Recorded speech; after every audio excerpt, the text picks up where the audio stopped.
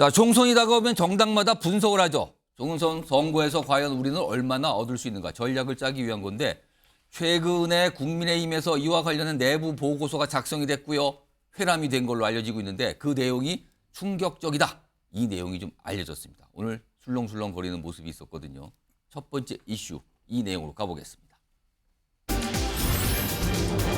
자, 서울서 딱 6석에 발칵한 여당. 서울이 49석인데요. 그중에서 6석만 여당이 일단 우세하다. 이런 얘기가 오늘 알려지면서 여러 가지 말들이 나옵니다.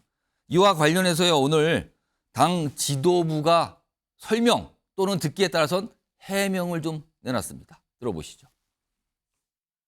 초안을 만들어낸 걸 보니까 최악의 경우, 최선의 경우를 이렇게 작성을 해가 왔기에 너무 낙관적으로 해가 왔더라고요. 그러니까 제가 봤을 때는 좀 별반 신뢰하기 어려운 걸 근거로 이렇게 해왔기 때문에 다 이걸 없애라. 이 초안 자체가 보고 자체 적절하지 않다. 최악의 경우를 상정을 해서 하신 건데 우리 후보들이 또 너무 뒤떨어질까 싶어서 근데 그런 사항은 전혀 아닙니다. 영화권만 해야다 이런 보도 있었는데 보고 받으셨나요? 보고받지 않았고요. 그 보도 경위도 제가 알지 못하고 아마 사무총장이 그 부분에 대해서는 언론에 해명을 하실 걸로 알고 있습니다. 자, 화면 좀 보겠습니다. 이 보고서가 여러 가지 내용을 담고 있습니다만 가장 주목을 받던 부분을 그림으로 정리했는데요. 일단 화면 왼쪽을 보시면 지난 총선, 그러니까 2020년 총선이죠.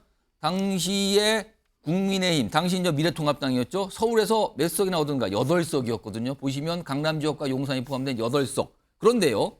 최근에 작성됐다는 이 내년 총선 보고서에는요. 국민의힘이 우세라고 판단되는 곳이 강남 쪽 6석에 머문다. 이런 내용이 담겼다고 합니다. 오늘 이 내용이 알려지면서 약간 발칵하고 술렁술렁 분위기가 있었거든요. 자, 오늘 마침 국민의힘의 유인석 대변인이 나와 계신데 이 보고서 일단 보셨어요? 아니요, 제가 본 적은 없습니다. 그럼 소린 들으셨어요? 그런 게 있다라는? 뭐 비슷한 내용을 제가 전에 듣긴 했는데 제가 본 적은 없습니다. 아, 보시나. 그런데 일단 이 내용이 알려지고 보도가 되면서 많은 질문이 있을 수밖에 없는데 오늘 이만희 사무총장의 설명 중에 하나가 이 보고서 뭐 초안이긴 한데 너무 최악을 상정해서 나온 거라 신빙성이 없다고 판단했다. 근데요, 원래 선거라는 게 최악을 감안하는 거 아닙니까? 이거 어떻게 봐야 됩니까? 그렇죠. 그래서 나온 게 지난번 총선도 저희가 그렇게 좋은 성적을 못 받은 상태에서 8곳, 서울 예. 49개에서 8곳밖에 확보를 못했는데 이번에 나온 거는 6곳이다 하니까 굉장히 다 놀란 거 일단 아니에요? 우세 지역이 6곳이다. 예. 근데 잘 보시면 6곳이라는 의미가 6곳에서밖에 못 이길 것 같다.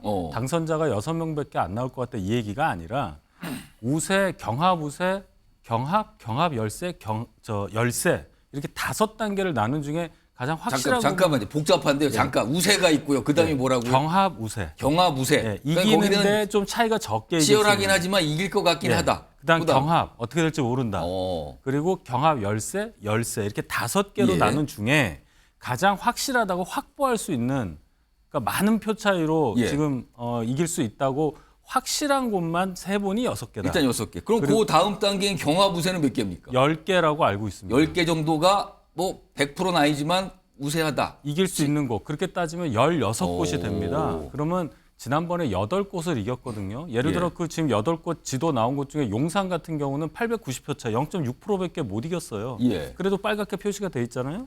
지금 저기 회색으로 되어 있는 오른쪽 지도 중에 예. 저 빨간색으로 바뀔 곳이 10곳 정도 있다는 게 그 보고서의 내용인데 우세라고만 우세한 곳이 6곳이다 이렇게만 전달을 받으니까 예. 야 그럼 나머지 43곳은 지는구나 이렇게 아마 받아들였을 수도 있어서 제가 정정해서 말씀을 드립니다. 그럼 오늘 이만희 사무총장께서 그렇게 설명하시면 될 거 아닙니까? 우리 6개가 아니고요. 경합 우세 정도 10개 포함 16개 정도니까 지난 총선보다 많이 얻을 수 있습니다. 이렇게 설명했으면 되는 거 아닙니까? 근데 이만희 총장께서 말씀하신 것은 이제 6곳이라는 그 숫자에 예. 이제 이것은 가장 보수적으로 본 거라는 말씀을 하신 거고 그 뒤에 이제 표현까지 하실 거면 조금 더 설명이 필요하기 때문에 아마 말씀을 좀 아끼신 것 오늘 같습니다. 이만희 사무총장 옆에 유석 대변인이 계실 걸 그랬네요.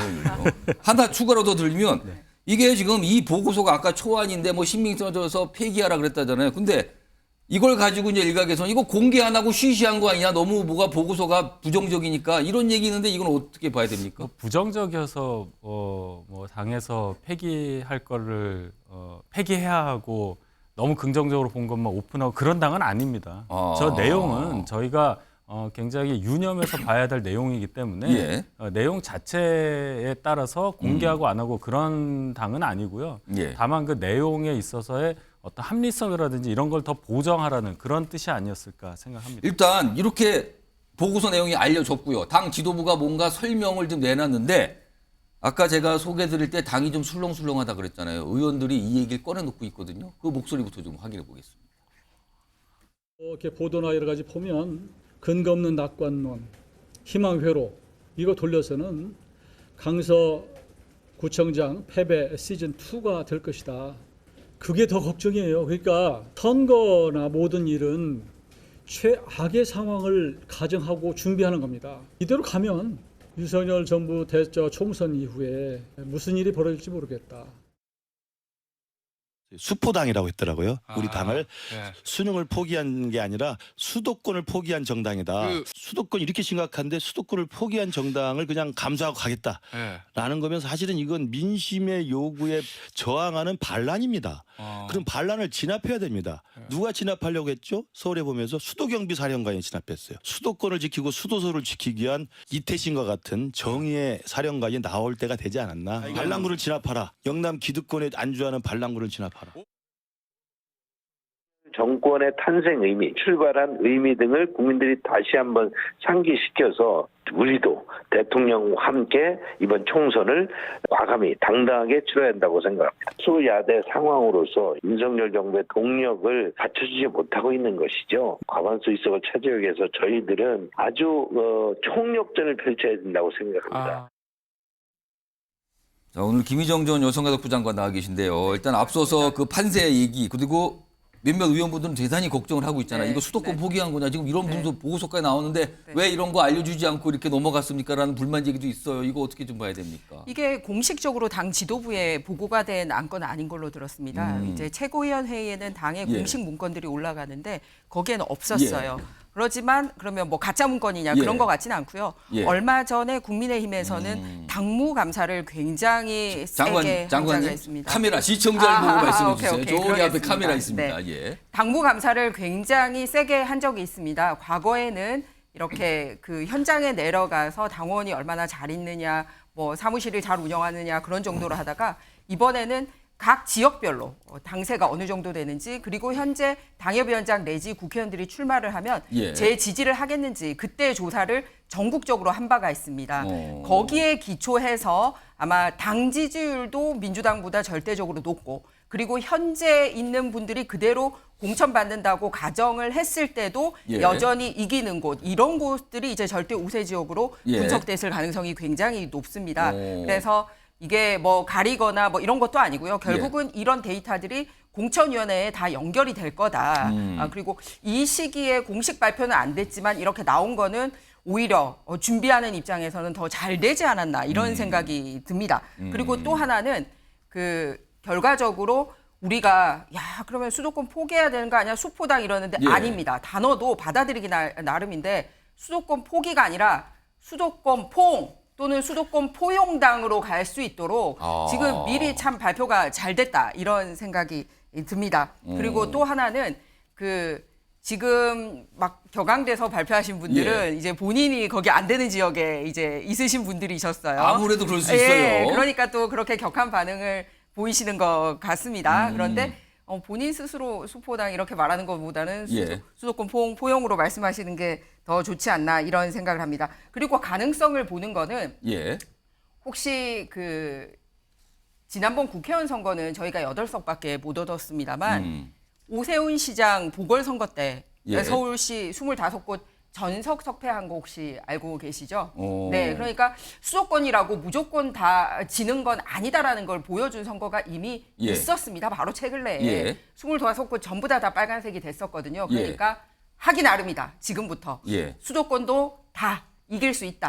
우리가 실제로 해본 적이 있다. 이런 용기를 가졌으면 합니다. 그 용기와 이번에 최악의 6곳 상황에서 어떻게 가느냐가 이제 지금부터 전략 싸움이지 않을까 그렇게 생각합니다. 박원석 의원님, 지금 이게 유독이 오늘 더 주목받은 이유는 앞서서 전날입니다. 그게 알려진 게요.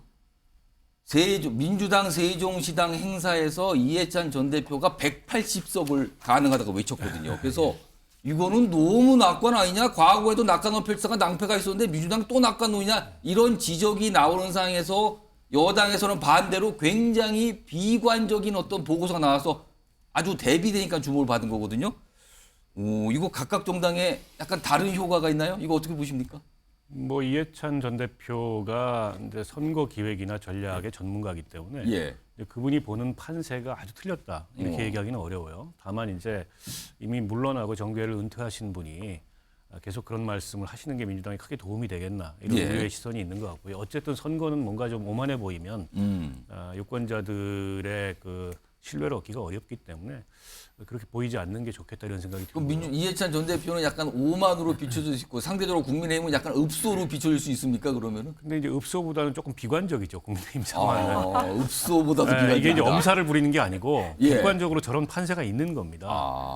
다만 이제 최악이라고 말씀을 하셨는데 아까 이제 윤희석 대변인이 얘기했던 경합우세까지 포함해도 16곳이에요. 예. 그럼 그거는 괜찮냐? 그것도 제가 보기에는 숫자상으로는 여당이지 않습니까 지금? 심각한 상황인 거죠. 예. 근데 이제 저 보고서가 어떤 의미에서 작성이 됐든 저게 유출된 경위가 뭐든 그런 게 중요한 게 아니고 예. 대책이 있느냐가 중요한 건데 대책이 별로 없어 보이는 거예요. 강서 재보궐선거 끝난 이후에 국정기조 바꿔야 되고 인적쇄신 해야 된다. 근데 예. 국정기조 크게 바뀐 거 없고 그다음에 뭐 인적쇄신 지금 뭐 대통령 비서실이나 그 내각에는 좀 바뀌고 있는데 보면은 돌려막기예요. 그리고 오히려 기존에 있던 수석 비서관들이나 장관들 출마에도 방점이 찍혀 있고 예. 인사라는 게 가장 큰 메시지인데 그 인사에서 느껴지는 메시지가 없는 겁니다. 변화가 없는 거예요. 그런데다가 혁신위는 조기 종료했고 사실상 그거를 김기현 대표가 뭐 사실상 압박하다시피 한 거고 혁신위가 내놓은 인적쇄신안은 하나도 수용하지 않은 상황입니다. 예. 자, 그러면 김기현 대표 체제로 이대로 총선으로 거의 가는 모양이 돼 있는데 예. 근데 이 상황에서 저런 그 조사 결과가 나왔으면 사실은 이 지도부를 좀 바꿔야 되는 거죠. 예. 선거를 치를 수 있는 지도부로. 근데 김기현 대표는 전혀 그럴 의사가 없고 지금도 뭐 아직 이제 뭐 새 카드를 꺼낼 때가 아니다. 이렇게 하고 계시니까는 국민의힘의 아마 수도권 지역에 예. 서울이 저 정도면 경기도는 더 처참할 거거든요. 수도권에 지금 출마 예정자들은 아주 속이 탈 겁니다. 지금 지도부로 과연 총선 치를 수 있을까 예. 회의감이 커질 수밖에 없어요. 일단 뭐 패널분도 말씀드렸지만 술렁술렁하는 분위기 있어요. 그리고 지적하시는 분도 그리고 아까 이제 김희정 전 장관 말씀처럼 그거는 그냥 분석이고요. 조금 우리가 비관적으로 최악의 상황을 가정한 겁니다. 또 이런 시각도 좀 공존한 상황인데 이런 가운데 오늘 국민의힘에서 영입 인사에 대한 발표가 있었거든요. 그 내용 좀 확인해 보겠습니다.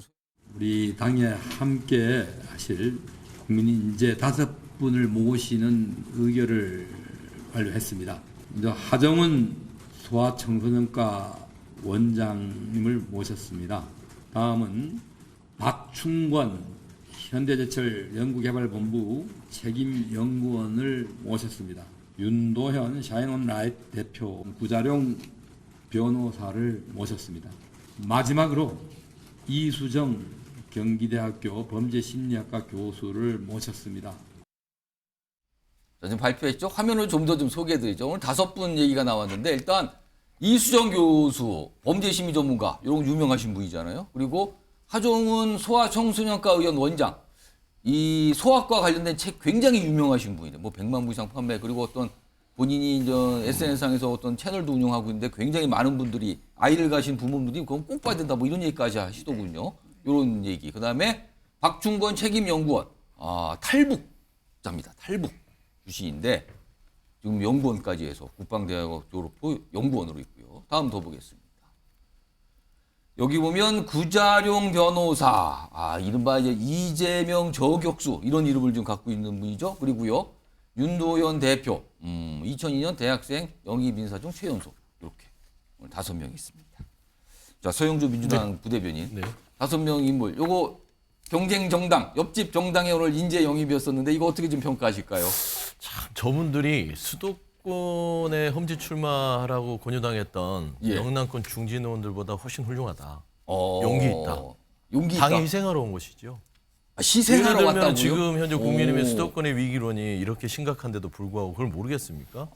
그러니까 하나의 씨앗이 되고자 해서 오신 거는 같은데. 근데 용기가 있다 그래서. 그냥 차라리 그 지금 영남 중진의원들보다 훨씬 용기가 있다고 보는 것이고요. 이게 칭찬을 하신 근데 건지 다만 아니면 보면은 칭찬을 하신 건지 모르겠는데요, 지금. 이수정 교수 같은 경우는 제가 갑자기 이수정 교수를 보면서 예전에 저희 당의 표창원 의원이 생각나더라고요. 좀 그런 비슷한 케이스 같아요. 그리고 예. 이수정 의원은 새로울 게 없어요. 원래 국민의힘 쪽에서 여러 번 활동을 했었고요. 수개월 전부터 얘기도 좀 나왔었죠. 그렇죠, 있었고요. 예. 나머지 분들은 좀 이제 뭐 좀 참신성을 유지하기 위해서 했고. 혹시 서영주 분은 솔직히 오늘 영입 인사 중에서 민주당 입장에서도 탐나시는 분 있습니까? 하나도 없습니다. 아, 정말 죄송하지만 없습니다. 그런데 이제 솔직히 말씀드리면 뭐 폄훼하는 건 아니고 예. 5명 중에 그 변을 보면 사회적 약자를 고려했다. 그러니까 사회적 약자에 대한 여러 가지 활동들 고려했다고 예. 하는데 면면을 보면 어떤 약자를 고려했는지 모르겠어요. 물론 이제 의사 활동을 하셨던 분들은 뭐 소아나 아동, 그다음에 뭐 탈북 부분의 뭐 안보, 그다음에 안전 문제 있지만 특히 구자룡 변호사 같은 경우는 저하고 이제 패널도 같이 하지만 예를 들면은 정권의 나팔수 역할을 했던 분 아닙니까? 이게 변호사로서 중립적에 있다고 하면서 이재명 대표를 저격하고 윤석열 정부를 방어하고 한동훈 장관을 방어했던 참신한가요?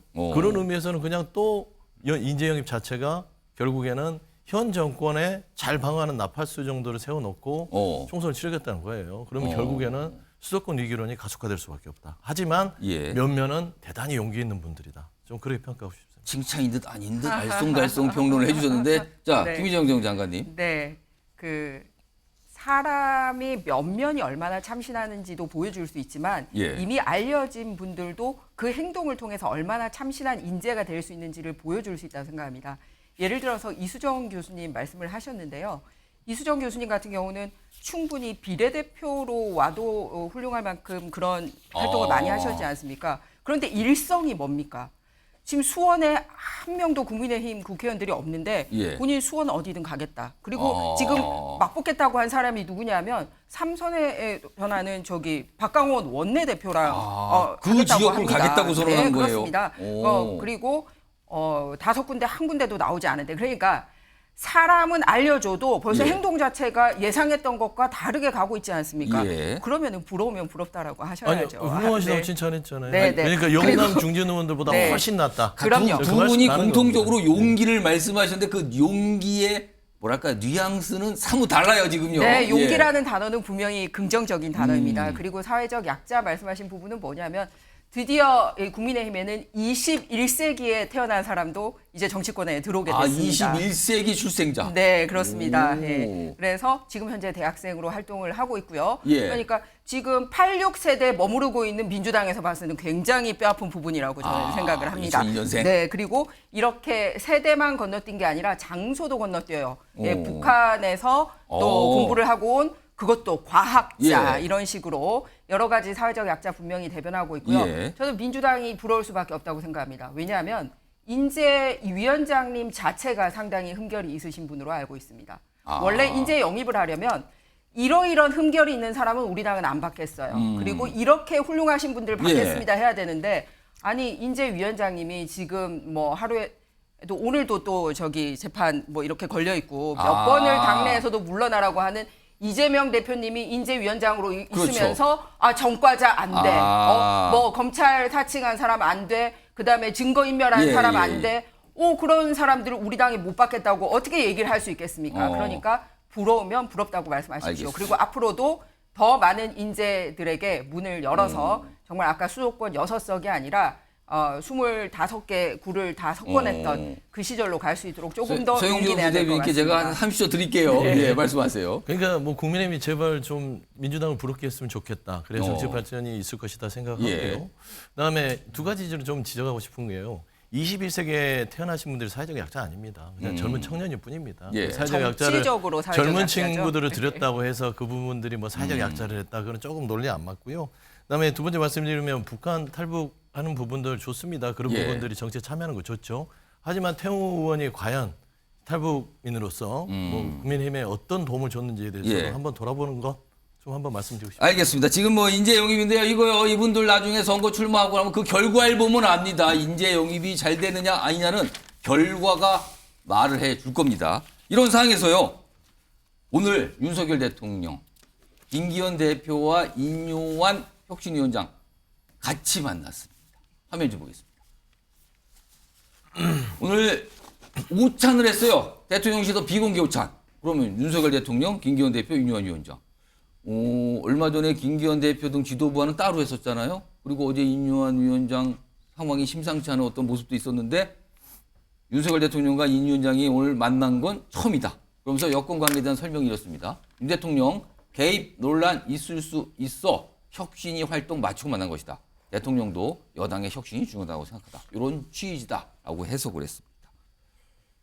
윤석 대변인, 이거 어떤 의미로 받아들여야 되는 겁니까? 대통령실 발표 정도로 이해하시면 될 것 같아요. 그게 잘 이해가 안 돼.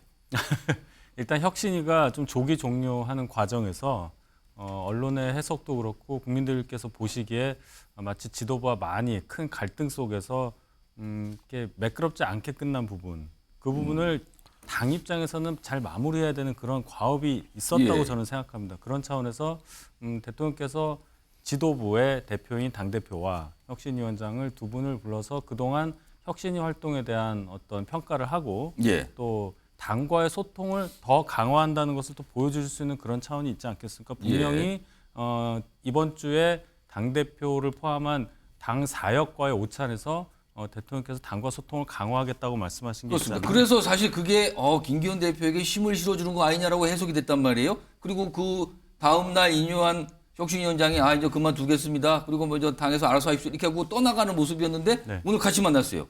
그러니까 이게 도대체 하나 날짜별로 이게 무슨 의미가 되냐는 거죠. 그러면은. 아니, 그 얘기는 이제 인요한 위원장에게 예를 들어서 오늘 뭐 다른 역할을 부여한다든지 하면 추가 해석이 가능할 수가 있는데 오늘 그런 얘기 없었지 않습니까? 대통령실 발표에 따르면 오늘 그동안 혁신위 활동에 대한 어떤 평가할 부분에 대해서 치하하셨다고 얘기했잖아요. 그러면 그 자체로 받아들여야지 거기에 이제 김기현 대표에 대한 뭐 재심이라든지 이런 정치적 의미까지 부여하기에는 제가 알고 있는 게 너무 적습니다.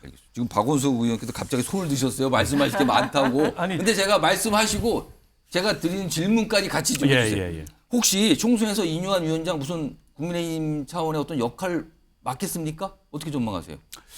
일단 그 별로 저는 정치적 의미가 없다고 봅니다. 오늘 만남이?